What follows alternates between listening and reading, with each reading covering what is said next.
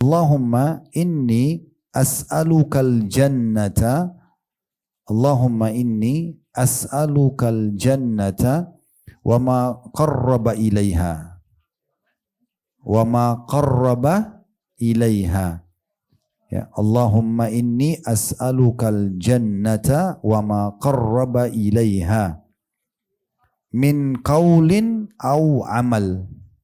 Saya ulangi ya. Allahumma artinya ya Allah, inni as'aluka, aku mohon kepadamu, al jannata, surga, wa ma qarraba ilaiha, dan apapun yang bisa mendekatkan kepadanya, min qaulin, dari setiap perkataan, ya, au amal, atau perbuatan, au amal, ya, ya. Ada yang ketinggalan? Ya, ma qarraba ilaiha min qaulin au amal, gitu ya. Baik, sekarang lanjutannya masih di ini potongan keempat doa tadi ya. Wa'udzu bika minan nari, wa'udzu bika minan nari, dan aku berlindung kepadamu dari api neraka. Wa ma qarraba ilaiha, wa ma qarraba, mirip dengan tadi. Wa ma qarraba ilaiha, dan apapun yang bisa mendekatkan kepadanya, mendekat ke neraka itu ya, min qaulin au amal, dari perkataan ataupun perbuatan. Nanti kita ulangi semua dari awal ya. Au amal. Ya. Tadi kan kita minta surga dan apapun yang bisa mendekatkan kita kepadanya dari perkataan dan perbuatan. Nah, potongannya yang selanjutnya, aku berlindung kepadamu dari neraka dan apa saja yang bisa mendekatkan ke neraka itu dari perkataan dan perbuatan gitu. Nah, yang terakhir ini, potongan terakhir ini yang jadi saksi bahasan kita. Wa as'aluka, ini potongan terakhir doa. Wa as'aluka an taj'ala, wa as'aluka an taj'ala kulla qada'in. Saya ulangi, wa as'aluka an taj'ala kulla qada'in, kulla qada'in, ya, qada'in.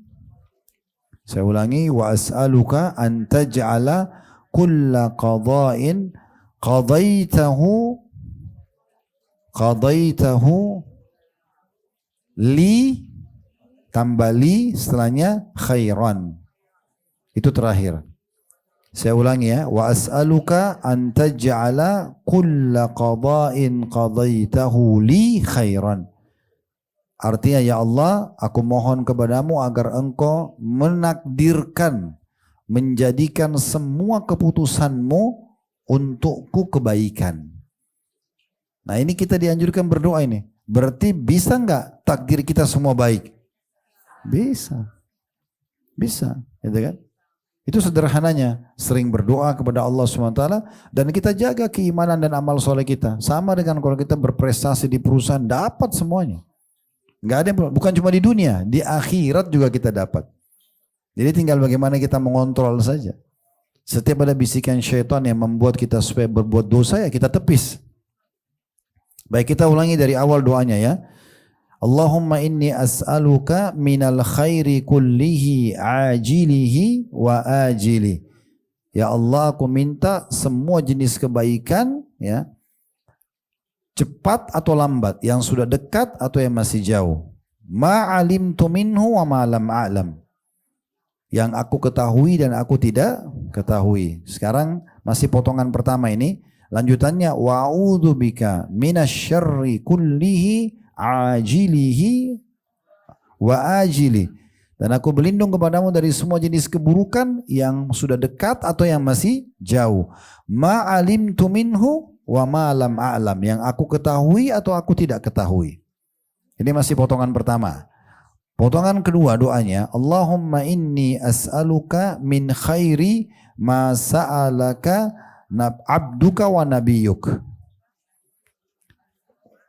Ya Allah, aku mohon kepadamu ya, semua kebaikan yang pernah diminta oleh hambamu dan nabimu. Saya bilang tadi dalam riwayat lain ada tambahnya Muhammadin sallallahu alaihi wasallam. Wa a'udzubika min syarri ma 'adza bihi 'abduka wa nabiyyuk. Dan aku berlindung kepadamu dari semua keburukan yang pernah hambamu dan nabimu berlindung darinya. Ya. Ya. Sekarang kita pindah di potongan selanjutnya ya. Allahumma inni as'alukal jannata wa ma qarraba ilaiha min qaulin aw amal. Ya Allah, aku minta kepadamu surga dan apapun yang bisa mendekatkan kepadanya dari perkataan dan perbuatan. Wa a'udzubika minan nari wa ma qarraba ilaiha min qaulin aw amal. Dan aku berlindung kepadamu dari neraka dan apapun yang mendekatkan kepadanya dari perkataan dan perbuatan. Nah, potongan terakhir doa ini jadi saksi bahasan kita. Wa as'aluka an taj'ala kulla qada'in qadaitahu li khaira. Dan jadikan semua yang engkau takdirkan kepadaku ya Allah itu kebaikan. Semuanya baik. Tidak ada lagi keburukan. Ya. Ada sebuah kisah disampaikan oleh seorang dosen di Ummul Qura. Ya. Sekarang beliau sudah tidak ngajar lagi di sana, tetapi beliau doktor di bidang akidah. Dan beliau cerita tentang sahabat dekatnya. Ada kejadian nyata di Saudi ya, di Mekah waktu itu. Doktor ini bernama Muhammad. Beliau menceritakan ada sahabat dekatnya melamar seorang wanita. Dia sangat suka sekali sama perempuan itu. Begitu lamar, diterima, sudah sepakat maharnya, tanggal pernikahan, segala macam sudah oke. Sudah sepakati. Kurang lebih 2 atau 3 bulan sebelum akad nikah, tiba-tiba pihak wanita membatalkan sepihak. Tanpa sebab. Si calon mempelai laki-laki ini temannya Dr. Muhammad coba ngelobi ke orang tuanya, nanya, gak ada jawaban. Orang tuanya bilang kami juga gak tahu. Nanya anaknya, pokoknya anak perempuan ini cuma mau tolong batalkan pernikahan. Apa sebabnya saya gak tahu, pokoknya saya tidak mau. Dilobi keluarganya gak mau pokoknya. Intinya dibatalkan pernikahan. Kata Dr. Muhammad, selama 2-3 bulan teman dekat saya ini selalu berdoa. Selalu berdoa, ya Allah kembalikan wanita itu, saya suka sama dia, jadikan dia jodoh saya, ngerengek-ngerengek sama Allah. Kata Dr. Muhammad ini dalam ceramahnya, dia bilang waktu saya dengar teman saya itu lagi berdoa, karena kesian saya juga bilang, ya Allah kabulkan. Karena luar biasa dia mohon-mohon, karena dia sudah suka sama orang itu. Tapi kata Dr. Muhammad uniknya, Allah nggak kasih. Allah nggak takdirkan. Ya, gak dikasih sama Allah. Sampai lewat hari H yang harusnya mereka nikah, ini sudah dibatalin 2-3 bulan sebelumnya. Selama ini terus dia berdoa nih. Pas tiba hari H, sudah lewat tanggal yang disepakati. Berarti orang juga sudah pastikan undangan batal semuanya. Perempuan ini dilamar laki-laki lain, dia terima. Kata Dr. Muhammad, subhanallah atau maha suci Allah, saya tahu bagaimana Allah sayangnya kepada teman saya justru setelah perempuan itu ingin nikah sama laki-laki lain. Bulan pertama menikah, karena Dr. Muhammad ini kenal juga keluarga perempuan ini. Beliau bilang, bulan pertama menikah, perempuan itu divonis kena kanker payudara. Ganas yang harus dipotong payudaranya. Kisahnya begitu. Yang sebelah kanan. Jadi baru 1 bulan menikah, tanpa payudara sebelah. Bulan kedua dari pernikahan, kanker itu menyebar ke payudara sebelah kiri dan harus dipotong dua-duanya. Di bulan ketiga, ini kisah nyata. Ternyata ditemukan ada masalah di urat saraf di otak belakang wanita ini membuat kedua matanya buta. Dan di bulan keempat perempuan itu meninggal dunia. Kata Dr. Muhammad, maha suci Allah yang menyelamatkan teman saya.